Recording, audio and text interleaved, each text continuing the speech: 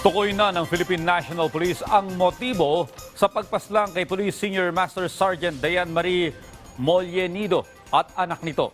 Ayon kay PNP Chief Police General Jose Melencio Nartates Jr., tukoy na rin nila ang mga nasa likod ng krimen. Inaasahan na rin may sasampang kaso laban sa mga sospek sa mga susunod na araw. Samantala, kinumpirma naman ng NCRPO na may hawak na silang isa pang sospek sa pagpaslang sa mag-inang Mollenido. We are accounting for the suspects or soon to be accused by this day, no? Or respondent by this day about that case.